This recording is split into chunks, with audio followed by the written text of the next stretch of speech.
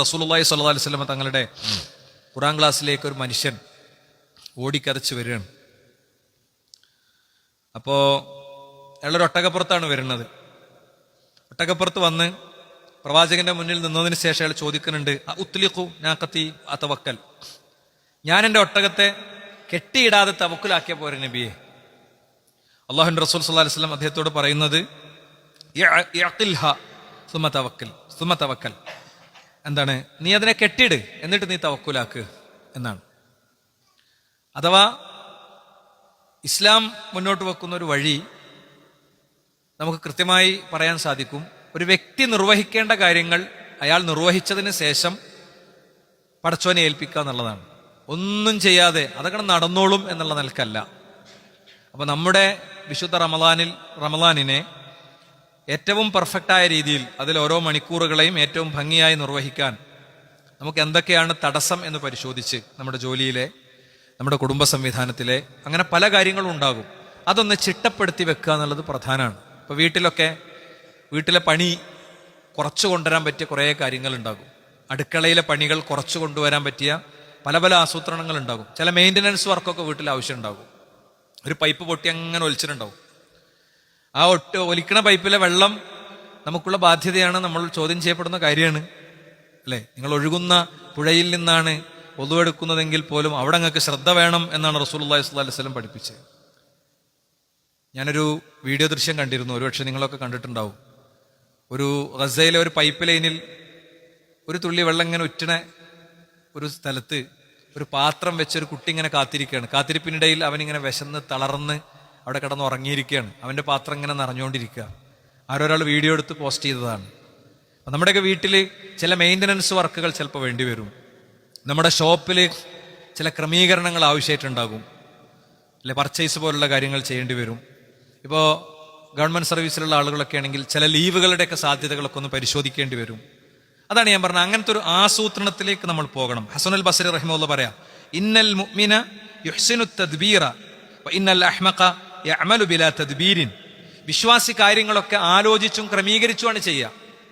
ഞാൻ എൻ്റെ കഴിഞ്ഞ ഖുത്ബി പറഞ്ഞു, ഒരാൾ ഗൾഫിക്ക് പോവാണ്, അയാൾ ആ പാസ്പോർട്ട് ഇല്ലേന്ന് എത്ര വട്ടം ഉറപ്പ് വരുത്തും? ടിക്കറ്റ് ഇല്ലേ, പാസ്പോർട്ട് ഇല്ലേ എന്നൊക്കെ ഭയങ്കരമായിട്ട് ഉറപ്പ് വരുത്തും. ഗൾഫിൽ ചെന്നാൽ ഇടയ്ക്കിടയ്ക്ക് ഇങ്ങനെ ബാക്കിലെ പോക്കറ്റ് തപ്പും, അല്ലേ? പാസ്പോർട്ട് ഇവിടെ തന്നെ ഇല്ലേ നോക്കും. എന്താ സംഗതി? ഒരു 5-8 പേജുള്ള ഒരു ചെറിയ ബുക്കാണ്. ആ സാധനം പോയോക്കണ്ടേ വിവരം അറിയണമെങ്കിൽ, അല്ലേ? അപ്പോൾ അതേപോലെ വിശ്വാസിന്റെ ഉള്ളിലൊരു ഞെട്ടൽ ഇങ്ങനെ വരണം. ആ പാസ്പോർട്ട് ഉണ്ടോ എന്ന് നോക്കണ ഞെട്ടലില്ലേ? അല്ലെങ്കിൽ നമ്മളൊരു 50,000 റുപ്യയും കൊണ്ട് പോകുകയാണ് ഒരു സ്ഥലത്തേക്ക്, അപ്പൊ അങ്ങനത്തെ ഒരു ഞെട്ടലില്ലേ? ആ നിലക്കൊരു ഞെട്ടൽ ഇങ്ങനെ, നോമ്പാണല്ലോ പഠിച്ചോനെ, നോമ്പിനുള്ള കാര്യങ്ങൾ ഞാൻ ചെയ്തോ. വിശ്വാസി അങ്ങനെ ആയിരിക്കുന്നതാണ്. അവനൊരു പ്ലാനിങ് ഉണ്ടാകും. എന്നാലൊരു വിഡ്ഢിയോ ബുദ്ധിയില്ലാത്തവനോ അവനാണ് ചെയ്യലാണ്, ആണ് നോക്കാറ്. അങ്ങോട്ട് നോക്കാം, വണ്ടി പോകാൻ അത് കിട്ടിക്കോളും, ഓട്ടോറിക്ഷ കിട്ടിക്കോളും. എന്താ ഇപ്പോൾ ഒരു ഓട്ടോക്കാരനോട് നേരത്തെ സംസാരിച്ചൊന്ന് ധാരണയാക്കി വെച്ചാൽ എന്താ പ്രശ്നം? ഒരു പ്രശ്നമില്ല. പക്ഷേ ചില ആളുകൾക്ക് അങ്ങനത്തെ ഒരു രീതിയേ ഉണ്ടാവുകയില്ല.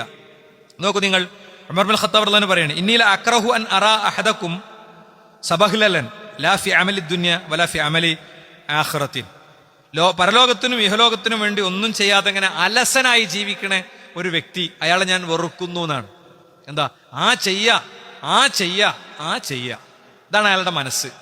നോക്ക ചെയ്യ. എന്നിട്ട് അവസാനം 11th അവർക്ക് എത്തിയിട്ട് 11ാം മണിക്കൂറും കഴിഞ്ഞിട്ട്, അല്ലേ? ശരിക്കാ ഒരു ഉദാഹരണം പറഞ്ഞാലും മനസ്സിലാകാം. ഉദാഹരണം ഇവിടുന്ന് പറയാൻ പറ്റില്ല, അല്ലേ? അവസാനത്തേക്കിടെ എത്തിയിട്ടാണ് എന്ത് ചെയ്യുക, ഇത്തരം കാര്യങ്ങൾ ചില ആളുകൾ ആലോചിക്കുക. അപ്പൊ ശരിക്കും നമ്മൾ ഫാമിലിന്റെ കൂടെ ഇരുന്നിട്ട് അവർക്ക് എല്ലാവരും, ഭാര്യ മക്കളൊക്കെ തറാവീഹിന് വരണം, ബാംഗ്ലൂർ പഠിക്കണ മോനും വരണം, ഗൾഫിലുള്ള മക്കളും എന്ത് ചെയ്യണം, തറാവീഹിനൊക്കെ പോകണം. അതാണ് സമഗ്രമായ പ്ലാനിങ് എന്ന് പറയുന്നത്. ചില രക്ഷിതാക്കൾക്ക് അങ്ങനെയൊന്നുമില്ല. ഓൻ പെണ്ണിട്ടില്ല, ഞാനോന്റെ കാര്യം. പലപ്പോഴും എന്താണ്, നമ്മളെ കുറെ ചിട്ടകളും, ആണുങ്ങളുടെ കുറെ ചിട്ടകളും നിയമങ്ങളൊക്കെ ആയിരിക്കും. നോമ്പ് തുറക്കാൻ എനിക്ക് ഇന്നതൊക്കെ വേണം, മറ്റേത് ഇങ്ങനെയൊക്കെ വേണം. ഇതിമങ്ങോട്ട് വെച്ചുണ്ടാക്കിയിട്ട് ഇങ്ങോട്ട് കാലം കഴിക്കലാണ് പെണ്ണുങ്ങൾ.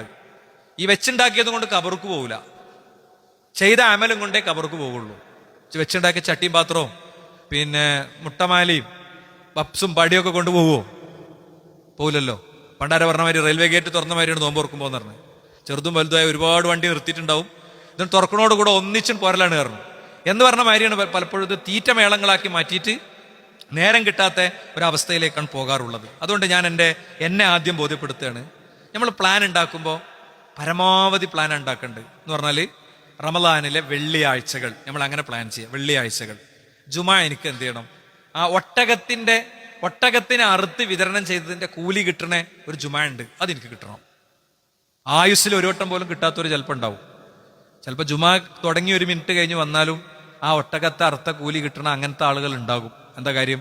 അവരുടെ സാഹചര്യം, അവരുടെ അവസ്ഥ, അങ്ങനത്തെ കാരണങ്ങൾ കൊണ്ടായിരിക്കും. ഞാൻ അവിടേക്ക് ഞാൻ വരുന്നുണ്ട്. ഞാനൊരു മേഖല പറയുമ്പോൾ നിങ്ങൾക്ക് മനസ്സിലാവും. ചിലപ്പോ ഒരു വ്യക്തിക്ക് അയാള് നിസ്കരിക്കണ ലൊഹറിനൊക്കെ അല്ലേ, അസറിനൊക്കെ അല്ലേ, എല്ലാവർക്കും ഒരു കൂലിയല്ല പഠിച്ചോ കൊടുക്കുക. അയാൾ ആ കടയുടെ തിരക്കിനിടയിൽ നിന്ന് അയാൾ ആ വണ്ടിയും കൊണ്ട് ഇങ്ങനെ പോണിന്റെ അടിയിൽ നിന്ന് ആ ടൈമൊക്കെ നോക്കിയൊന്ന് സൈഡാക്കിയിട്ട് പാഞ്ഞു വന്ന് ആ നിർവഹിച്ചു പോണ ആളില്ലേ, അയാൾക്ക് ചിലപ്പോൾ 5 മണിക്കൂർ പള്ളിയിലിരുന്ന് നിസ്കരിച്ച ആളെക്കാളും വലിയ കൂലി കിട്ടും. അതിനൊരു വഴിയുണ്ട്, വഴി ഞാൻ പറഞ്ഞുതരാം കേട്ടോ. അപ്പൊ നമ്മൾ ആ വെള്ളിയാഴ്ചകളൊക്കെ ഒന്ന് ഇങ്ങനെ ചിട്ടപ്പെടുത്തി ഞാൻ നേരത്തെ എത്തും, എന്നിട്ട് ഞാൻ ഇന്ന കാര്യങ്ങൾ ചെയ്യും. പിന്നെ അവസാനത്തെ 10 സ്പെഷ്യൽ പ്ലാനിങ്. അവസാനത്തെ 10 ഒറ്റയിട്ട രാത്രികൾക്ക് അതിലേറെ നല്ലൊരു പ്ലാനിങ്. എത്ര റമദാൻ കഴിഞ്ഞു പോയി, ഇതൊന്നും ചില ആളുകളെ സംബന്ധിച്ചിടത്തോളം ചിലപ്പോൾ ഉണ്ടായിട്ടുണ്ടാവില്ല. ആദ്യത്തെ 2-3 ദിവസത്തെ നോമ്പൊക്കെ ഉഷാറായിട്ടുണ്ട് കഴിഞ്ഞു പോകും. പിന്നൊക്കെ അങ്ങനെ ഒരു സൽക്കാരോ ഒരു നോമ്പ് തുറക്കണ്ട് കഴിയുന്നതോടുകൂടെ, ഒരു ക്ലബിന്റെ പരിപാടിയൊക്കെ കഴിയുന്നതോടുകൂടെ ജമാഅത്തൊക്കെ പോയിട്ടുണ്ടാവും. ഈ റമദാൻ മാസം നമ്മൾ അങ്ങനെ വിട്ടുകൊടുക്കരുത്. ഇപ്പൊ നമ്മളൊക്കെ ആളുകൾ പൊതുവെ പരിപാടിക്കൊക്കെ വിളിച്ചാൽ വളരെ ദീർഘദൂരമുള്ള പ്രസംഗങ്ങൾ റമദാൻ മാസത്തിൽ നമ്മളാരും ഏൽക്കൂല. ഹുത്ബീദനാണ് പറയുന്നത്. എന്താ പറയുക, ഹുത്ബ കേൾക്കുന്നവർ കൂടെ മനസ്സിലായിക്കോട്ടെ വിചാരിച്ചിട്ടാണ്. എന്താ, നമ്മളെ തൊട്ടടുത്തൊക്കെ ഉള്ളതൊക്കെ ഏൽക്കുള്ളൂ. കാരണം അല്ലാത്ത കാലത്ത് പൊതുവേ നമ്മൾക്ക് എന്താണ്, നമ്മളിങ്ങനെ യാത്രയിലാണ്. ഇപ്പോൾ പൊതുവേ ജമ്മു കസറിന്റെ അവസ്ഥയായിരിക്കും ഞായറാഴ്ചകളൊക്കെ. യാത്രക്കാരന് 2 റകഅത്തല്ലേ ഉള്ളൂ, കസറേ ഉള്ളൂ യാത്രക്കാരൻ അല്ലേ. യാത്രയുടെ ദൂരമുള്ള യാത്രകളിൽ 4 അല്ല നിസ്കരിക്കണ്ടേ, 2 നിസ്കരിക്കണ്ടേ. നമ്മൾ സുബഹി 4 നിസ്കരിക്കണ മാതിരിയായിരിക്കും കസറിന്റെ അവസ്ഥ ഉള്ള ആള് 4 നിസ്കരിക്കണേ. അത് അങ്ങനെ തന്നെയാണ് ഇസ്ലാം പഠിപ്പിച്ചിട്ടുള്ളത്. അപ്പൊ ഞാൻ പറയണ അങ്ങനെ ഞാൻ ഇനി ആ ഒരു പോയിന്റ് നീട്ടി പറയണില്ല. നമുക്കത് ബോധ്യം വേണം. എന്താ കാര്യം എന്നറിയോ, നമ്മൾ കുറച്ചുകൂടി വിശാലമായി അങ്ങനെ പ്ലാൻ ചെയ്യുമ്പോൾ ഇപ്പൊ നമ്മളെ സ്വതക്ക ഒക്കെ എല്ലാതും അങ്ങനെ പ്ലാൻ ഉണ്ടാക്കണം. എല്ലാതും പ്ലാൻ ഉണ്ടാക്കിയാൽ, പരമാവധി നമ്മൾ പ്ലാൻ ഉണ്ടാക്കിയാൽ ഒരു എങ്ങനെങ്കിലും കഷ്ടപ്പെട്ട ഒരു ഹത്തം തീർക്കണം, നല്ല പ്ലാന് വേണ്ട. പിന്നെ ഒരു 2 ഹത്തം എനിക്ക് തീർക്കണം. റമദാനില് പിന്നെ ഖുറാനിന്റെ ആ ഒരു വായന ഒന്ന് തുടങ്ങണം. അല്ലെങ്കിൽ ഖുറാൻ ഇപ്പോൾ എല്ലാ തിങ്കളാഴ്ചകളിലും നമുക്ക് കഴിഞ്ഞ 2-3 ആഴ്ച ഒഴികെ എല്ലാ തിങ്കളാഴ്ചകളിലും നമുക്കിവിടെ ഖുർആൻ പഠന സംരംഭങ്ങൾ ഉണ്ടായിട്ടുണ്ട്. ഇൻഷാ അല്ലാഹ് റമദാനോട് കൂടെ നമ്മളതൊന്നും കൂടി മെച്ചപ്പെടുത്തി ശക്തിപ്പെടുത്തി കൊണ്ടുവരും. അപ്പൊ ആഴ്ചയിൽ എനിക്കൊരു മണിക്കൂർ ഖുർആൻ പഠനം വേണം. അങ്ങനെയൊക്കെ കുറെ പുതിയ തീരുമാനങ്ങൾ മനസ്സിൽ ഉണ്ടാക്കിയെടുത്ത് പോകേണ്ടതാണ്. കാരണം വിശാലമായി നമ്മൾ പ്ലാൻ ചെയ്താലുള്ള ഗുണം എന്താണെന്നറിയോ, അള്ളാഹുവിന്റെ റസൂൽ സല്ലല്ലാഹു അലൈഹി വസല്ലം തങ്ങൾ പറയാണ്, ഇന്നമൽ അഅമാലു ബിന്നിയാത്ത്, മനുഷ്യന്റെ പ്രവർത്തനങ്ങൾ അവന്റെ ഉദ്ദേശത്തിന്റെ അടിസ്ഥാനത്തിലാണ്. ഇത് റസൂലുള്ളാഹി എപ്പോഴാണ് പറയണമെന്നറിയോ, മദീനത്തുനിന്ന് ഓരോരുത്തരായി രാത്രിയുടെ മറവിൽ കിട്ടിയത് നുള്ളിപ്പൊറുക്കി പോവാണ്. അതിൽ സുഹൈബുണ്ട്. മദീനയിലെ ഏത് തോട്ടവും ചൂണ്ടി ഇത് സുഹൈബിന്റെ തോട്ടാന്നാ പറയാം. അബ്ദുറഹ്മാൻ ഇബ്നു ഔഫ് ഉണ്ട്. നമ്മളെ കാലത്തിന്റെ ഭാഷയിൽ പറഞ്ഞാൽ വലിയ അംബാനിന്റെ അദാനിന്റെ ഒക്കെ പോലെ മദീനയിലെ വലിയ സമ്പന്നര്. അബ്ദുറഹ്മാൻ ഇബ്നു ഔഫ് ഒന്നും ആലോചിച്ചില്ല, എടുത്ത തുണിമേ പോയത് മദീനത്തേക്ക്. എന്തേ കാര്യം? അള്ളാനെ മാത്രം ആരാധിക്കണം, അവനോട് മാത്രം പ്രാർത്ഥിക്കണം. മക്കയിലെ ആൾക്കാർ പറയണ എന്താ, ലാത്താന്ന് പറഞ്ഞാൽ നമ്മൾ ഔലിയാപ്പാപ്പാനോടും പ്രാർത്ഥിക്കണം. അത് പറ്റൂല എന്ന് പറഞ്ഞപ്പോ, അവകാശം നിഷേധിക്കപ്പെട്ടപ്പോ എല്ലാം ഉപേക്ഷിച്ചു പോയി. സുഹൈബ് റളിയല്ലാഹുവിന് പോണ വഴിക്ക് ശത്രുക്കൾ പിടിച്ചു. മദീനയിലെ മുതലാളിനെ അവിടുത്തെ ഗുണ്ടകൾ പിടിക്കുകയാണ്. അവർ പറഞ്ഞു, നിങ്ങളെ സ്വത്ത് മുഴുവൻ ഞമ്മക്ക് എഴുതി തന്ന ഞങ്ങൾ പോയിക്കോളി. ഒക്കെ എഴുതി ഒപ്പിട്ട് കൊടുത്തു. അങ്ങനെ പുറപ്പെട്ട് അങ്ങനത്തെ മനുഷ്യന്മാര് പോണിന്റെ ഇടക്ക് ഒരാള്, ശരിക്കും കേട്ടോളി, ഒരാള് അയാളുടെ ഇഷ്ടപ്പെട്ട പെൺകുട്ടിയും പോണുണ്ടായിരുന്നു. അപ്പൊ ആ പെണ്ണിനെ കിട്ടണമെങ്കിൽ മദീനയിൽ പോയാലേ കിട്ടുള്ളൂ, അല്ലെങ്കിൽ അവളെ വേറെ ആരെങ്കിലും കല്യാണം കഴിക്കുന്നിടത്ത് പുറപ്പെട്ടു. അദ്ദേഹം വിശ്വാസിയാണ്, പക്ഷെ നീയത്തിൽ മുൻഗണന ആ പെണ്ണിനായിരുന്നു. അപ്പൊ പ്രവാചകൻ തിരുത്തി, ഓരോരുത്തരുടെയും അമല് അവരുടെ നീയത്തിന്റെ അടിസ്ഥാനത്തിലായിരിക്കും. എന്നിട്ട് റസൂൽ പറയണേ, പിന്നെ ഇന്നമാലി കൊല്ലിം ബ്രഹിം മാനവ, ഓരോരുത്തർക്കും അവർ വിചാരിച്ചതാണ് കിട്ടുക. പെണ്ണിനെ കിട്ടാൻ പോയവർക്ക്, ഉദ്ദേശിച്ചവർക്ക് പെണ്ണിനെയാണ് കിട്ടുക. പരലോകം ഉദ്ദേശിച്ചു പോയവർക്ക് പരലോകമാണ് കിട്ടുക. അപ്പൊ നീയത്ത് അതാണ്, നമ്മൾ എത്ര ഉദ്ദേശിക്കുന്നോ അതിനനുസരിച്ചാണ് കിട്ടുക. നോക്കൂ നിങ്ങൾ, മറ്റൊരു സംഭവം നമുക്ക് കാണാൻ കഴിയും. റസൂലുള്ളാഹി ഒരു ഹദീസിന്റെ ഭാഗമാണ്, വഅബ്ദുൻ റസഖഹുല്ലാഹു ഇൽമൻ വലം യർസുഖഹു മാലൻ ഫഹുവ സ്വാദിഖുൻ നിയ്യ യഖൂലു ലൗ അന്ന ലി മാലൻ ലഅമിൽതു ബിഅമലി ഫുലാനിൻ ഫഹുവ ബിനിയ്യതിഹി ഫഅജ്റുഹുമാ സവാ. ഒരു മനുഷ്യന് അല്ലാഹു സുബ്ഹാനഹു വ തആല അറിവാണ് കൊടുത്തത്, സ്വതക്ക ചെയ്യണതിന്റെ മഹത്വങ്ങളെ കുറിച്ചുള്ള അറിവാണ് കൊടുത്തത്. അയാളെടുത്ത് സ്വതക്ക ചെയ്യാനുള്ള പൈസ ഒന്നുമില്ല. അപ്പൊ അയാൾ ഇങ്ങനെ ആത്മാർത്ഥമായിട്ട് പടച്ചവനോട് പറയണം, പടച്ചവനെ എനിക്ക് ഇന്ന ആൾക്കൊക്കെ ഉള്ള പൈസ ഒക്കെ എനിക്കുണ്ടെങ്കിൽ ഞാൻ അതുപോലെ ചെയ്യായിരുന്നു എന്ന് ഒരാൾ പറഞ്ഞാൽ, മനസ്സറിഞ്ഞ് പറഞ്ഞാൽ അള്ളാഹു എന്ത് ചെയ്യും? അതേ പുണ്യം അയാൾക്ക് കൊടുക്കും എന്നാണ്. നിങ്ങൾ നോക്കിപ്പോൾ സൗദികൾ ഗസക്ക് വേണ്ടി പിരിച്ചുകൊണ്ടിരിക്കുകയാണ്. ഞാൻ ഈ കഴിഞ്ഞ ദിവസം എനിക്ക് സൗദി അറേബ്യയിലൊന്ന് പോകാൻ പറ്റിയിരുന്നു. അൽഹംദുലില്ലാഹ്. നിങ്ങൾക്കൊക്കെ വേണ്ടി, എൻ്റെ സദസ്സിൽ പങ്കെടുക്കുന്ന ആളുകൾക്കൊക്കെ വേണ്ടി, എന്നെ കേൾക്കുന്നവർക്കൊക്കെ വേണ്ടി ഉംറയിൽ പ്രാർത്ഥിക്കുകയും ചെയ്തിരുന്നു. അല്ലാഹു സുബ്ഹാനഹു വ തആല പ്രാർത്ഥനയും നമ്മുടെ പ്രവർത്തനങ്ങളൊക്കെ സ്വീകരിക്കുമാറാകട്ടെ. ഞാൻ പറയുന്നത് വലിയ കളക്ഷൻ നടക്കുക, $1 മില്യൺ പോണത്. ഭയങ്കര വലിയ തുകയാണ് ഓരോ ആളുകൾ $1 മില്യൺ കൊടുക്കുന്നത് ഓരോ മുതലാളിമാർ. ഗവൺമെന്റ് പിന്നെ പ്രഖ്യാപിച്ച അക്കൗണ്ടിലേക്ക് നിങ്ങൾ ആലോചിച്ച്, നമ്മളൊരു 10,000 50,000 ഒക്കെ ഉള്ള 50 ലക്ഷം 5 കോടി 10 കോടിയൊക്കെ ഇങ്ങനെ ട്രാൻസ്ഫർ ചെയ്യണമെന്ന് ആലോചിക്കണം നിങ്ങൾ അക്കൗണ്ടിൽ നിന്ന്. അപ്പൊ അത് കണ്ടിട്ട് നമ്മളെങ്ങനെ പറയണം, പടച്ചോനെ ആത്മാർത്ഥമായിട്ട് സ്വതക്കന്റെ മഹത്വങ്ങളൊക്കെ ആലോചിച്ചിട്ട് നമ്മൾ പടച്ചോനെ എൻ്റെ അടുത്ത് അങ്ങനെ കൊടുക്കാനുണ്ടായിരുന്നെങ്കിൽ ഞാൻ കൊടുക്കുമായിരുന്നു എന്നൊരു വ്യക്തി വിചാരിച്ചാൽ അയാൾക്ക് ഈ രണ്ടാൾക്കും ഒരേ കൂലിയാണെന്ന്. 5 കോടി കൊടുത്ത ആൾ അതേ കൂലിയാണെന്നാണ്. അപ്പൊ നീയത്തിന് അങ്ങനത്തെ ഒരു പവർ ഉണ്ട്. അപ്പൊ റമദാനിന് വേണ്ടി പരമാവധി നമ്മൾ ഉദ്ദേശിക്കുകയും നീയത്താക്കുകയും വേണമെന്നുള്ളതാണ്. മറ്റൊന്ന് നിങ്ങൾ നോക്ക്, റസൂലുള്ളാഹി സ്വല്ലല്ലാഹു അലൈഹി വസല്ലം ഒന്നുകൂടി അത് വ്യക്തമാക്കി പറയാം. അല്ലാഹു സുബ്ഹാനഹു വ തആല എല്ലാ നന്മയും തിന്മയും ഒക്കെ രേഖപ്പെടുത്തി വെക്കുന്നുണ്ട്. എന്നിട്ട് പറയാം, ഫമൻ ഹമ്മ ബിഹസനത്തിൻ ഫലം യഅമൽഹ. ഒരാള് ഒരു ഹസനത്ത് ചെയ്യാൻ തീരുമാനിച്ചു. നമ്മളെ ചില സുഹൃത്തുക്കളൊക്കെ റമദാനിൽ ഉംറക്ക് പോകാൻ തീരുമാനിച്ചിട്ടുണ്ട്. റമദാനിന്റെ ഉംറന്റെ കൂലി എന്താ?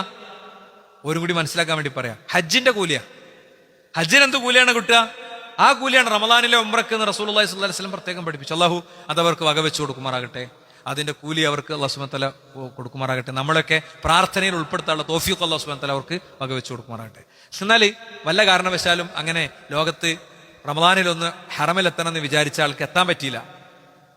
എന്താ അള്ളാഹുവിന്റെ റസൂൽ പറയണേ? അതിന് ശരഈയായ കാരണം ഉണ്ടായെന്ന് വിചാരിക്കുക. കതബഹ അല്ലാഹു ഇൻദഹു ഹസനത്തൻ കാമില. അല്ലാഹു സുബ്ഹാനഹു വ തആല ആ വിചാരിച്ചതിനുള്ള ഫുള്ള് കൂലി അയാൾക്കാണ് കൊടുക്കുന്ന. ഒരാൾ ഹജ്ജിനൊക്കെ പോകാൻ തീരുമാനിച്ചു, യാത്ര മുടങ്ങി, അയാൾക്ക് അല്ലാഹു സുബ്ഹാനഹു വ തആല എന്ത് ചെയ്തു? ഹജ്ജ് ചെയ്ത കൂലി കൊടുത്തു കഴിഞ്ഞു. ഒരാള് ഒരു ഖത്തം ഓതി തീർക്കണം എന്ന് ആത്മാർത്ഥമായിട്ട് വിചാരിച്ചു, അതിനുള്ള പ്ലാനിങ് ഉണ്ടാക്കി. എന്താ പ്ലാനിങ് ഉണ്ടാക്കി പറഞ്ഞാൽ, ഒരു ഖത്തം ഓതണം എന്ന് വിചാരിച്ചല്ല, ഇന്ന സമയത്ത് ഞാൻ ഓതും എന്നാൽ നിയത്താക്കി, ഇത്ര പേജ് വീതം ഓതും. പക്ഷേ റമദാൻ വന്നപ്പോൾ മൂപ്പർക്ക് നല്ല പനി പിടിച്ചു, വീട്ടിൽ നിന്ന് തന്നെ ഇറങ്ങാൻ പറ്റില്ല. അല്ലാഹു കാത്തുരക്ഷിക്കുമാറാകട്ടെ. അയാൾക്ക് എന്ത് ചെയ്യും? അല്ലാഹു സുബ്ഹാനഹു വ തആല അയാൾ വിചാരിച്ച അത് ചെയ്യാതെ തന്നെ അള്ളാഹു വക വെച്ചു കൊടുക്കുന്നതാണ്.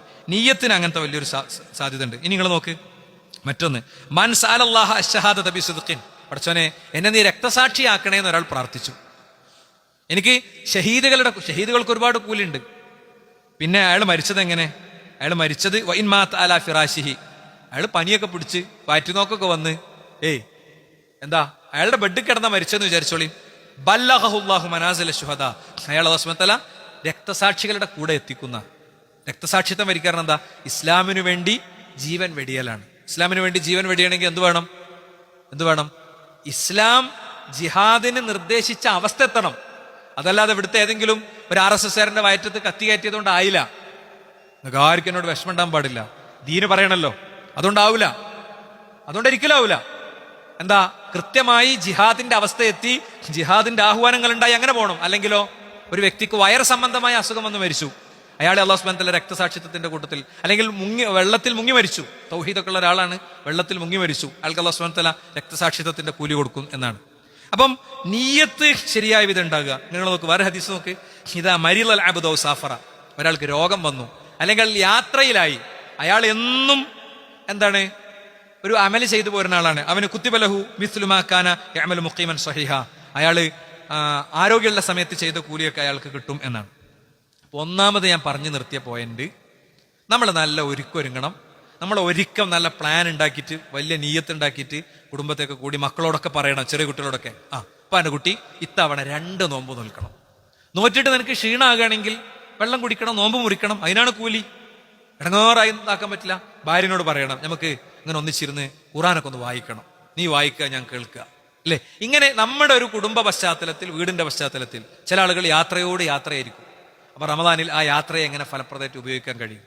ചില ആളുകൾ വെയിലത്തുള്ള പണികൾ എടുക്കണവരായിരിക്കും. ചില ആളുകൾക്ക് നോമ്പന്നെ നോൽക്കാൻ പറ്റൂല. അപ്പൊ അവരെന്താ ചെയ്യണ്ടു? നോമ്പ് ഭക്ഷണം ഉപേക്ഷിക്കുക എന്നുള്ളത്, ഷുഗറിന്റെ പ്രശ്നങ്ങൾ, വലിയ ഓപ്പറേഷൻ കഴിഞ്ഞ ആളുകൾ, അവരൊക്കെ ഭയങ്കര ത്യാഗം ചെയ്ത് നോമ്പ് വെച്ച കുറ്റ കിട്ടുക. ചില ആളുകളുണ്ട്, എങ്ങനെ എല്ലാവരും നോമ്പ് വെൽക്കുമ്പോൾ ഞാൻ നോൽക്കാതിരിക്കുക, എന്നിട്ട് വേറെ നോമ്പ് വെൽക്കുന്നതിന് കൂടി സ്വിപ്പാക്കി പിന്നെ മൂപ്പരെയും കൊണ്ട് ആശുപത്രിയിലേക്ക് ഇറങ്ങും. ഒരിക്കലും പാടില്ല. ഇസ്ലാം അത് ഒരിക്കലും പഠിപ്പിച്ചിട്ടില്ല. യാത്രാവേളയിൽ കഷ്ടപ്പെട്ട് നോമ്പ് വെൽക്കുന്ന ആളുകളെ കണ്ടപ്പോ അള്ളാഹുവിന്റെ റസൂൽ പറഞ്ഞു, ലൈസൽ ബിർറു അസ്സിയാമു ഫി സഫർ. യാത്രയിൽ ഇങ്ങനെ കഷ്ടപ്പെട്ട് നോമ്പ് വെൽക്കുന്ന പുണ്യമല്ല എന്ന് പറഞ്ഞു. എന്നാൽ പ്രവാചകൻ ഒരു ഘട്ടത്തിൽ യാത്രയിൽ നോമ്പ് നോൽക്കും ചെയ്തു എന്ന് പറഞ്ഞാൽ, എന്താ കഷ്ടപ്പാടില്ലാതെ ഒരവസ്ഥയിലാണ് അത് പ്രവാചകൻ സല്ലല്ലാഹു അലൈഹി വസല്ലം തങ്ങൾ ചെയ്തത്. അപ്പൊ യാത്രയുടെ കനത്തിനും അവസ്ഥക്കും സാഹചര്യത്തിനും ഒക്കെ അനുസരിച്ചാണ് അത് വരിക എന്നാണ് ആ പറഞ്ഞതിന്റെ അർത്ഥം. ഈ പോയിന്റ് നിങ്ങൾക്ക് ക്ലിയർ ആയിട്ടുണ്ടാവും ഞാൻ വിചാരിക്കുകയാണ്. എല്ലാവരും ഒന്ന് മനസ്സറിഞ്ഞ് കഴിഞ്ഞ നോമ്പിനേക്കാളൊക്കെ മെച്ചപ്പെടണം. നമുക്കിപ്പോൾ നമ്മളെല്ലാ വർഷവും നോമ്പിന്റെ മുമ്പ് എന്ത് ചെയ്യലുണ്ട്, കുറേ വീടുകളിൽ നമ്മുടെ കിറ്റ് എത്തിക്കലുണ്ട്. നമ്മളെ വക കുറച്ച് കിറ്റ് നമ്മൾ എത്തിക്കലുണ്ട് അൽഹംദുലില്ലാ. അപ്പം നമ്മളെയൊക്കെ വക ഒരു കിറ്റെങ്കിലും കൊടുക്കണം. ചില ആളുകൾക്ക് ഒരു കിറ്റ് പറ്റൂല, കൈ ഉണ്ടാവില്ല. അര കിറ്റ് 1200 രൂപേൻ്റെ കിറ്റാണ് നമ്മുടെ സംസ്ഥാന തലത്തിൽ പ്രഖ്യാപിച്ചിട്ടുള്ളത്. അപ്പം ചിലപ്പോൾ നമ്മളതെന്ത് ചെയ്യും, വീടിനനുസരിച്ച് ചിലപ്പോൾ 700ൻ്റെ കിറ്റാക്കും, 800ൻ്റെ കിറ്റാക്കും, 1700ൻ്റെ കിറ്റാക്കും. അങ്ങനെയൊക്കെ നമുക്ക് മാറ്റങ്ങൾ വരുത്താം. എന്തായാലും ഒരു 1200 റുപ്യ നമ്മളെല്ലാവരും ഒന്ന് നീയത്താക്കുക. അടുത്തൊരു വെള്ളിയാഴ്ചത്തേക്ക് ഒന്ന് നീയത്താക്കുക. ഏറ്റവും മിനിമം. ചില ആളുകൾക്ക് ഒരു 3 കിറ്റ് കൊടുക്കാൻ പറ്റും. എന്താണ് ഈ മിസ്കീനിന് ഭക്ഷണം കൊടുക്കുന്നതിന്റെ മഹത്വം? മിസ്കീന് ശരിക്ക് കേട്ടോളി. ഫലാ യഹല്ലു അലാ തആമിൽ മിസ്കീൻ എന്നാണ്. അറഅയ്തല്ലദി യുകദ്ദിബു ബിദ്ദീൻ, മതത്തെ കളവാക്കിയവൻ അങ്ങ് കണ്ടില്ല നബിയേ എന്ന് ചോദിക്കുകയാണ്. ആരാ മതത്തെ കളവാക്കിയവൻ? സോഷ്യൽ മീഡിയയിൽ വന്ന് മുത്തറസൂലുള്ളാഹിനെ ചീത്ത പറയണേ മാഷിയും ടീച്ചറെയും കുറിച്ച് ഈ ആയത്ത് അല്ല, പള്ളികളിൽ വന്നിരുന്നതൊക്കെ അറിയാം. ആർക്കാ? ദരിദ്രന്റെ കാര്യമല്ല ഇവിടെ പറയണത്. ദരിദ്രനെ ആരെങ്കിലുമൊക്കെ നോക്കൂ, അത്യാവശ്യം പിന്നെ എന്താ പറയാ വരുമാനമൊക്കെ ഉണ്ടാവും, എന്നാലോ ഓന് വലിയ ആശുപത്രി ബില്ലുണ്ടാവും, ചെറിയ മക്കളുണ്ടാകും, വലിയ പ്രയാസങ്ങൾ ഉണ്ടാകും, കൂട്ടിമുട്ടിക്കാൻ പറ്റുന്നുണ്ടാവില്ല. അങ്ങനത്തെ വ്യക്തിയുടെ ഭക്ഷണത്തിൽ പ്രേരണ കൊടുക്കാത്തവൻ, അവന് ഭക്ഷണം കൊടുക്കാത്തവനും കൂടിയല്ല പ്രയോഗം. അല്ലെ, നമ്മൾ കിറ്റ് കൊടുക്കണ്ടേ? നമ്മളോലെ ഓന്റെ കാര്യം നോക്കണ്ടേ? ഓന് റമദാനിൽ ഒരു 2 ദിവസം ലീവ് എടുത്ത് പള്ളിയിൽ ഇരുന്നോട്ടെ, അതിനുള്ള അവസ്ഥ ഉണ്ടാക്കണ്ടേ? ഓൻ ആവശ്യമായിട്ടുള്ള അരിപ്പൊടിയും സാധനമൊക്കെ കൊണ്ടേ കൊടുക്കണ്ടേ എന്ന് ചോദിക്കാത്തവൻ അവൻ ആരാ? അവൻ മതത്തെ കളവാക്കിയവനാണെന്നാണ്. അതുകൊണ്ട് ഞാൻ ഈ സദസ്സിൽ പങ്കെടുക്കുന്ന എല്ലാവരോടും പറയാം, ചിലപ്പോൾ വാങ്ങണ്ടോരും ഉണ്ടാകും. നമ്മളൊരു ഓഹരി അടുത്ത ആഴ്ചത്തെ ബക്കറ്റിൽ വീഴണം. സ്ത്രീകളോടൊക്കെ പറയണം, എന്താ നമുക്കൊരു 200-300 കിറ്റ് നിർബന്ധമായിട്ടും നമ്മളെടുത്തുനിന്ന് പ്രതീക്ഷിച്ചിരിക്കുന്ന വീടുകളുണ്ട്. എണ്ണം കറക്റ്റ് എനിക്ക് ഓർമ്മല്ല, പ്രതീക്ഷിച്ചിരിക്കുന്ന വീടുകളുണ്ട്. അവിടേക്ക് നമുക്ക് കൊടുക്കണം. അത് നിങ്ങളെല്ലാവരും നിയത്താക്കണം. അതേപോലെ തന്നെ പ്ലാനിൽ ഉൾപ്പെടേണ്ടതാണെന്ത്, ഈദ് കിസ്വ. റമദാൻ കഴിഞ്ഞ് പെരുന്നാളാകുമ്പോൾ നമ്മൾ കുറെ ഒരു 200-300 കുടുംബങ്ങളിലേക്ക് കൊടുക്കാറുണ്ട്. പരമാവധി അർഹര നോക്കി നമ്മൾ കൊടുക്കാറുണ്ട്. ഒരു 1000കണക്കിന് കൊടുക്കാറുണ്ട്. അതോടൊക്കെ ഈ റമദാനാണ് കഴിയുമ്പോൾ കുറച്ച് വീടുകളിലേക്ക് നമുക്ക് എന്ത് ചെയ്യണം, ട്രീറ്റ് എന്ന് പറഞ്ഞൊരു പദ്ധതി ഉണ്ട്. എന്താ, നമ്മളൊരു വീട്ടുകാരോട് പറയും, നിങ്ങൾ ഇന്ന കടയിൽ നിന്ന് ഒരു 2000 റുപ്യൻ്റെ സാധനം വാങ്ങിക്കോളി, അവർക്ക് ഇഷ്ടമുള്ളത് അവർക്ക് വാങ്ങാം, നമ്മൾ ആ കടയിലാണ് പൈസ കൊടുക്കുക. ഇങ്ങനത്തെ പദ്ധതികളുണ്ട്. ഇത്തരം കാര്യങ്ങളോടൊക്കെ ഇതൊക്കെ നമ്മളെ പ്ലാനിൽ വരണം. റമദാൻ ആകുമ്പോൾ കുറച്ചധികം പൈസ സ്വതക്കക്ക് വേണ്ടി വരും നമ്മൾ തീരുമാനിക്കണം. ചിലപ്പോൾ ഉത്തരേന്ത്യയിൽ നിന്നൊരു സാധു മനുഷ്യനോട് വന്നിരിക്കുന്നുണ്ടാവും, നമ്മളയാളെ ഇറക്കി വിടൂല. നമുക്ക് 50 കൊടുക്കാൻ പറ്റുന്ന 50 കൊടുക്കുക, 500 കൊടുക്കാൻ പറ്റുന്ന 500 കൊടുക്കുക. അങ്ങനെ പ്രവാചകൻ ഭയങ്കരമായ ജൂത് കാണിച്ചിരുന്ന മാസമാണ് എന്നാണ്. അപ്പൊ കുറച്ച് പൈസയൊക്കെ ആ നിലക്ക് നിയത്താക്കി വെക്കുക. നമ്മൾ നിയത്താക്കി വെച്ചു, നമുക്ക് കൊടുക്കാനേ പറ്റിയില്ല ഒട്ടിക്കോളിങ്ങൾ. എന്താ അറിയോ, കൊടുത്ത കൂലി പടച്ചോൻ തരുന്നതാണ്. അതാണ് ഞാൻ ഒന്നാമത്തെ പോയിന്റ് പറഞ്ഞത്. ഇനി നോമ്പിനോടൊരു ആഗ്രഹം, ഇഷ്ടമൊക്കെ ഉണ്ടാകണം. അങ്ങനല്ലേ? നിങ്ങൾ ആലോചിച്ച് നോക്ക്. ഇപ്പൊ വേൾഡ് കപ്പ് വരികയാണ് അറിയുമ്പോൾ നമ്മളെ കുട്ടിയേക്ക്, അല്ലേ? 2020 വരികയാണ് അറിയുമ്പോൾ നമ്മളെ കുട്ടിയേക്ക്, അതല്ലെങ്കിൽ എന്താണ് നമ്മളെ നാട്ടിൽ എന്തൊരു സംഭവം വരുന്നുണ്ട് എന്ന് പറയുമ്പോൾ നമ്മളെ കുട്ടികൾക്ക് ഒരു ഉഷാറുണ്ടാവും. അതിലേറെ വലിയ ഉഷാറ് നോമ്പിന്റെ കാര്യത്തിൽ വേണം. അതെന്താ സംഭവം? അതെങ്ങനെ ഉണ്ടാവുക?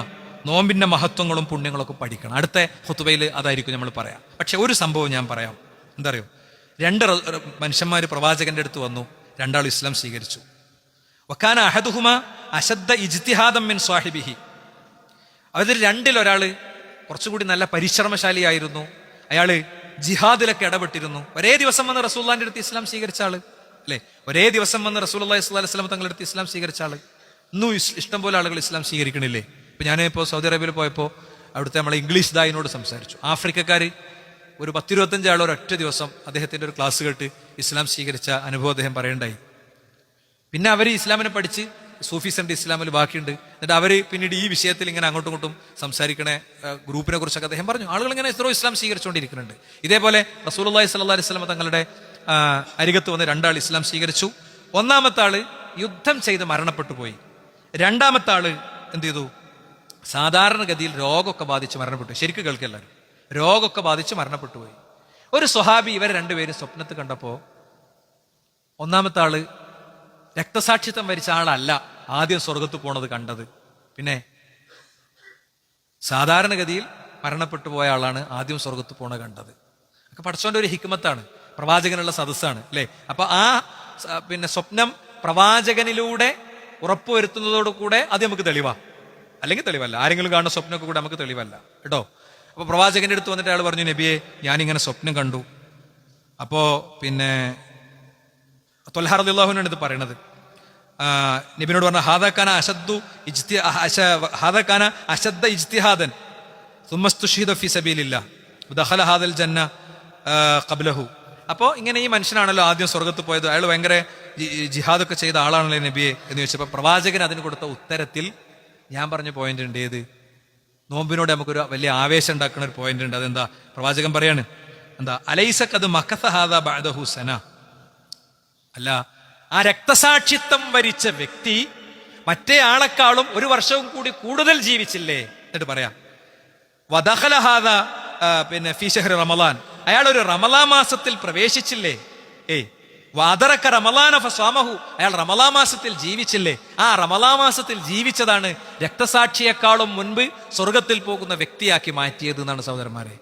ഒരു റമളാൻ ഇങ്ങനെ ഒരു നോർമൽ ഡേകളായി കടന്നു പോകരുത്. നമുക്ക് പല പല ശാരീരിക പ്രശ്നങ്ങളും അങ്ങനെ പലതും ഉണ്ടാകും. അതൊക്കെ ഒന്ന് ചിട്ടപ്പെടുത്തി റമളാനിനെ അഭിമുഖീകരിക്കാൻ നമുക്ക് പറ്റണം. ഒരു വർഷം മുഴുവൻ അയാൾ പലതവണ സുജൂദ് ചെയ്തില്ലേ എന്നൊക്കെ അയാളോട് റസൂലുള്ളാഹി സ്വല്ലല്ലാഹു അലൈഹി വസല്ലം പറയാണ്. അതുകൊണ്ട് തന്നെ നോമ്പ് നമുക്ക് പ്രിയപ്പെട്ടതാകാനുള്ള കുറച്ച് ഉപദേശങ്ങളും ക്ലാസ്സുകളൊക്കെ വേണം. നമ്മളെ സ്ത്രീകളും എല്ലാവരും കൂടി 13-ാം തീയതി ഒരു പരിപാടിയൊക്കെ ധാരണയാക്കിയിട്ടുണ്ട്. നിങ്ങൾക്ക് അതിൻ്റെ അറിയിപ്പുകളൊക്കെ വരും ഇൻഷാ അല്ലാഹ്. എന്താണ്, നമ്മൾ റമളാൻ മാസത്തെ കൂടുതൽ ശ്രദ്ധയോടെ സ്വീകരിക്കുന്നതിൻ്റെ ഭാഗമായി നമ്മൾ മനസ്സിലാക്കേണ്ട മസ്അലകളും കാര്യങ്ങളൊക്കെ ഒന്ന് പഠിക്കാൻ. ഉംറക്കും ഹജ്ജിനൊക്കെ പോകുമ്പോൾ നമ്മൾ മസ്അലൊക്കെ പഠിക്കും അല്ലേ? 3-ാമത്തെ പോയിന്റ് അതാ. ഇതിൻ്റെ ഫിഖ് പഠിക്കണം. ചൊല്ലേണ്ട ദിക്റുകളൊക്കെ, ചില ദുർബലങ്ങളായ ദിക്റുകളൊക്കെ അങ്ങനെ ചൊല്ലിപ്പോകും. നമ്മൾ റസൂലുള്ളാഹി സ്വല്ലല്ലാഹു അലൈഹി വസല്ലം പഠിപ്പിച്ച ദിക്റുകൾ തന്നെ ഇഷ്ടം പോലെ ചെല്ലാനുണ്ടായിട്ട് അതൊക്കെ അവിടെ വെച്ച് എവിടുന്നോ കേട്ട കുറേ ദിക്റും ചൊല്ലി അങ്ങനെ പോകും. അങ്ങനെ അല്ല വേണ്ടത്. പരിശുദ്ധ റമളാനിൽ അതിനൊക്കെ പ്രവാചകൻ അത് പഠിപ്പിച്ചിട്ടുണ്ട്. എന്താ? സൊല്ലു കമാ റഅയ്തുമുനി ഉസല്ലി, നിങ്ങൾ ഞാൻ നിസ്കരിച്ചതുപോലെ നിസ്കരിക്കണം എന്ന റസൂലുള്ളാഹി പഠിച്ച്. നിങ്ങൾ ഞാൻ ഹജ്ജ് ചെയ്തതുപോലെ ഹജ്ജ് ചെയ്യണം. അപ്പോൾ പ്രവാചകൻ സ്വല്ലല്ലാഹു അലൈഹി വസല്ലം എങ്ങനെയാണോ നോമ്പ് പഠിപ്പിച്ചത് അങ്ങനെ പഠിക്കണം. ഇപ്പം നിങ്ങൾ പീസ് റേഡിയോന്റെ കോഴ്സ് ഓപ്ഷനിൽ കയറിയാൽ നോമ്പ് എങ്ങനെയാണെന്നുള്ള 30 ക്ലാസ് ഉണ്ട്. പ്രവാചകന്റെ നോമ്പിന്റെ വിശദാംശങ്ങൾ 20 മിനിറ്റ് വീതമുള്ള ക്ലാസ്സാണ്.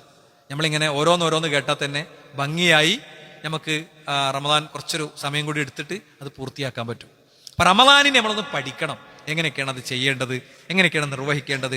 കാരണം അതിൻ്റെ മഹത്വങ്ങളും പുണ്യങ്ങളും ഉൾക്കൊണ്ട് ചെയ്യുമ്പോഴാണ് നമുക്കതിൻ്റെ പൂർണ്ണമായ പ്രതിഫലം ലഭിക്കുക എന്നുള്ളത് കൂടി നമ്മുടെ ശ്രദ്ധയിലും ഓർമ്മയിലും ഉണ്ടാകണം എന്നാണ് ഓർമ്മപ്പെടുത്താറുള്ളത്. 4-ാമത്തെ കാര്യം എന്താണെന്നറിയോ? മനസ്സിനെയും കർമ്മങ്ങളെയും ശുദ്ധമാക്കുക എന്നുള്ളതാണ്. സ്ഥിരമായി ചെയ്യുന്ന ചില തിന്മകളൊക്കെ ഉണ്ടാകും, സ്വകാര്യതയിൽ ചെയ്യുന്ന ചില കാര്യങ്ങളൊക്കെ ഉണ്ടാകും. അതൊക്കെ സ്റ്റോപ്പ് ചെയ്യണം. നേരാകാനുള്ള സമയമാണ് അതൊക്കെ അല്ലേ? വലിയ പാപങ്ങളിൽ നിന്നൊക്കെ രക്ഷപ്പെട്ടു വന്ന ആളുകൾ നമ്മളെ സദസ്സിലൊക്കെ ഇരിക്കുന്നുണ്ട്. അല്ലാഹു സുബ്ഹാനഹു വ തആല അവരുടെ മനസ്സിന് ധൈര്യം കൊടുക്കട്ടെ. അവർ പലപ്പോഴും അവർ ചെയ്ത പഴയ പാപങ്ങളുടെയൊക്കെ പേരിൽ ആളുകൾ ഇങ്ങനെ അടക്കം പറയുന്നുണ്ടാകും, വർത്തമാനം പറയുന്നുണ്ടാവും, എന്തെങ്കിലും ഒരു സംഭവം ഉണ്ടാകുമ്പോൾ അവരെ അതുമായിട്ട് കൂട്ടിക്കെട്ടി പറയുന്നുണ്ടാവും.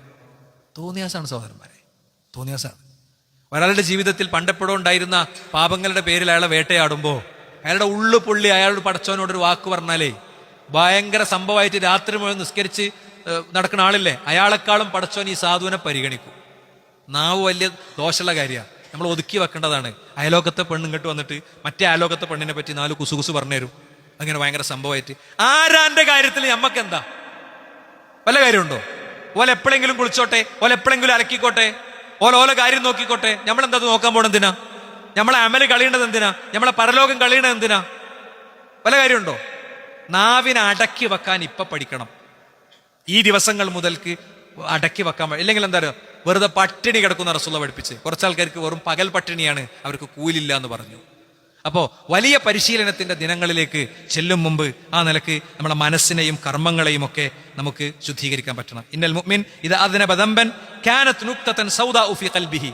ഒരാളൊരു പാപം ചെയ്യുമ്പോൾ അവന്റെ ഹൃദയത്തിന്റെ ഉള്ളിൽ ഒരു കറുത്ത കുത്തുണ്ട്. നാവ് കൊണ്ട്, കണ്ണുകൊണ്ട്, പ്രവർത്തനം കൊണ്ട്. എന്തൊക്കെ കാര്യത്തിന്റെ പേരിലാണ് മനുഷ്യന്മാർ തെറ്റി നിൽക്കണത്. എന്തെല്ലാം സുരക്ഷ അറിയോ? വണ്ടി പോകുമ്പോൾ സീറ്റ് ബെൽറ്റ്, അതേപോലെ തന്നെ സെക്യൂരിറ്റി ഉള്ള എയർ ബാഗ് ഉള്ള വണ്ടി. ശരീരത്തിന് തടിക്ക് കാവലൊരുക്കുന്നുണ്ട്. എന്നാൽ ഈ തടി എവിടെങ്കിലും പോയി ഇടിച്ചിട്ട് ജീവൻ പോയാലോ? യാത്ര പറയുന്ന ആത്മാവിനെന്ത് സുരക്ഷിതത്വ സുഹൃത്തുക്കളെ ചെയ്തു കൊടുത്ത്.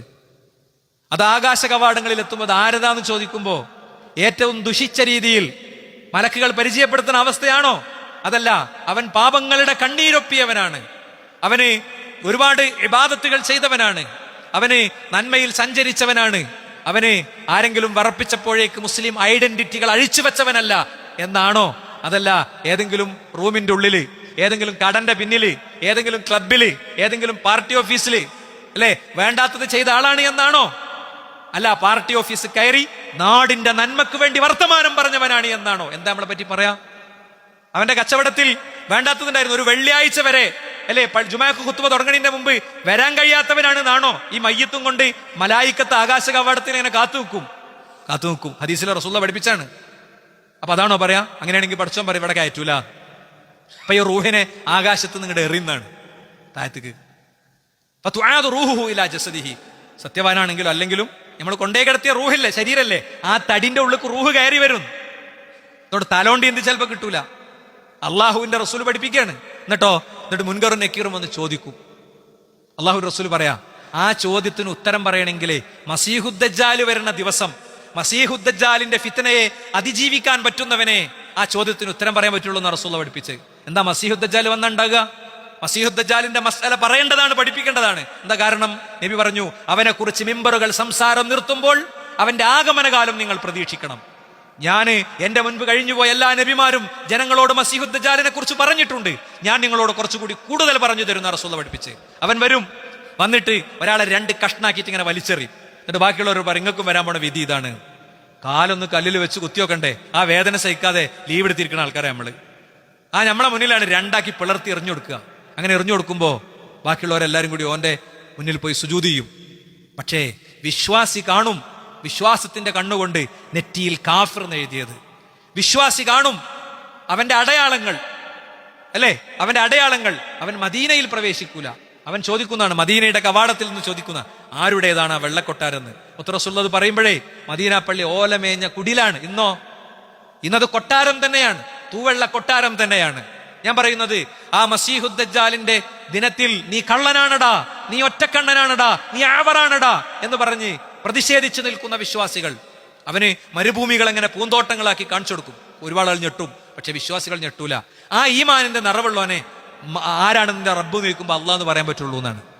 അതുകൊണ്ട് സഹോദരന്മാരെ, നമ്മൾ നമ്മുടെ കർമ്മങ്ങളെ ശുദ്ധീകരിക്കണം.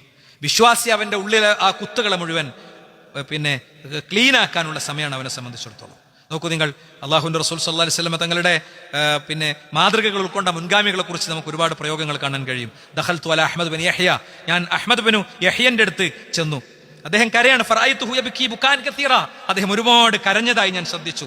മായക്കാദ തമാലകു നഫ്സ, അദ്ദേഹത്തിന് ആ കരച്ചിൽ നിർത്താൻ പറ്റണില്ല, നിർത്താതെ കരയാണ്. ഫഖുൽതു ലഹു അഖ്ബർനി മാ ഹാലുക്, എന്തു പറ്റി നിങ്ങൾക്ക്, നിങ്ങൾ എനിക്ക് പറഞ്ഞു തരണം. അങ്ങനെ എന്താ, അദ്ദേഹം എന്നിൽ നിന്ന് ഒളിപ്പിച്ചു വെക്കാൻ ശ്രമിച്ചു, പക്ഷെ ഞാൻ വിട്ടില്ല, ഞാൻ നിർബന്ധിച്ചപ്പോൾ അദ്ദേഹം പറഞ്ഞു, ഫാതനി ഹിസ്ബി അൽ ബാരിഹ, ഇന്നലെ എല്ലാ ദിവസവും ഞാൻ ഓതുന്ന എന്റെ ഖുർആൻ പാരായണം മുടങ്ങിപ്പോയി. വല അഹ്സിബു ദാലിക ഇല്ലാ ലി അംരിൻ അഹ്ദസ്തുഹു, ഞാൻ ചെയ്ത എന്തോ പാപം കൊണ്ടാണ് അത് മുടങ്ങുന്നത് എന്ന് എനിക്കറിയാം. ആ പാപം ഏതാണെന്ന് എനിക്ക് മനസ്സിലാകണില്ല, അതോർത്ത് ഞാൻ കരഞ്ഞുകൊണ്ടിരിക്കുകയാണ് എന്നാണ്. എന്നിട്ട് പിന്നെയും അയാൾ ഇങ്ങനെ കരഞ്ഞ് അസ്തഗ്ഫിറുല്ലാഹ് പറയണമെന്നാണ്. അപ്പോ നമ്മളെന്താ റമദാൻ മാസത്തിൽ ഒരു ജുസ് ഒന്ന് ഓതി പൂർത്തിയാക്കാം പൂതി വെച്ചിട്ടും പറ്റാത്ത, നമ്മളെന്താ നമ്മളെ കയ്യിലുള്ള പൈസ എടുത്ത് കൊടുക്കാൻ നമുക്ക് കഴിയാത്ത, എന്തൊക്കെ അത്ഭുതങ്ങൾ കാണിക്കണം മനുഷ്യന്മാരുണ്ട് ഇല്ലേ? ഇപ്പൊ നമ്മൾ ഈ പള്ളി കഴിഞ്ഞ റമദാനിലാണ് നമ്മൾ ഈ പള്ളിയുടെ കൺസ്ട്രക്ഷന്റെ സംഖ്യയൊക്കെ സംബന്ധിച്ച് പ്രഖ്യാപിച്ചത്. ഞാൻ മുമ്പൊരിക്കൽ പറഞ്ഞിട്ടുണ്ട്. ആഴ്ചത്തെ ഖുത്ബ കഴിഞ്ഞ് അടുത്ത ആഴ്ച ഞാൻ വരുമ്പോൾ ഈ വാതിൽക്കൽ നമ്മളിവിടെ ഇരിക്കുന്ന ഒരു സുഹൃത്തിന്റെ മോള് വീട്ടിൽ നിന്ന് കരഞ്ഞ് ബഹളം ഉണ്ടാക്കി അവളെ കമ്മൽ ഊരി വെച്ച് കൈ പിടിച്ചിരിക്കണം. അപ്പൊ വാപ്പിമീ സമ്മതിച്ചു വെച്ച് കൊടുത്തോ, എനിക്ക് അറിയണെന്തിനാ? കമ്മല്. അവളാ കൊടുത്ത കമ്മലിന് ഇവിടെ ചെലവാക്കിയ മുഴുവൻ ലക്ഷങ്ങളുടെയും കൂലുണ്ട് അല്ലേ? അപ്പൊ ഞാൻ വീണ്ടും അതന്നെ നിങ്ങളെ ഓർമ്മിപ്പിക്കണം. നമ്മളെ പള്ളിയുടെ കൺസ്ട്രക്ഷൻ ഈ റമദാനോട് കൂടെ ഫുള്ള് നമുക്ക് തീർക്കണം. ഇതിന്റെ മേലൊരു ഫ്ലോറും കൂടിയും ഫുൾ തീർക്കണം. ഇതിന്റെ സൈഡിലേക്ക് നമുക്ക് മദ്രസിന്റെ കാര്യങ്ങൾ നിർവഹിക്കണം. അപ്പോൾ അതൊക്കെ അങ്ങനെയുള്ള ഫുൾ പ്ലാനിങ്ങുകൾ നിങ്ങളുടെ ഒക്കെ മനസ്സിലുണ്ടാകണം. പാപങ്ങളിൽ നിന്ന് നമ്മളെ ശുദ്ധീകരിച്ചാൽ മാത്രമേ ഇത് നടക്കുള്ളൂ. ആ നിലക്ക് ചിന്തിക്കാനുള്ള തൗഫീഖ് അല്ലാഹു സുബ്ഹാനഹു വ തആല നൽകുമാറാകട്ടെ.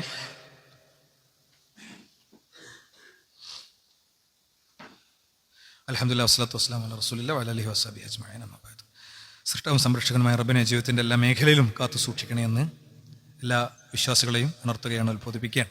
സഹോദരങ്ങളെ, സമുദായത്തിന്റെ വൈജ്ഞാനിക കാര്യങ്ങൾ സംരക്ഷിക്കാൻ ഒരു ടീം ഉണ്ടാകണം എന്നത് അള്ളാഹുവിൻ്റെ റസൂൽ പഠിപ്പിച്ചതാണ്. അതുകൊണ്ടാണ് മദീനയിൽ നിന്ന് യുദ്ധത്തിന് പുറപ്പെടുമ്പോൾ എല്ലാവരെയും കൊണ്ട് റസൂൽ പോകൂല.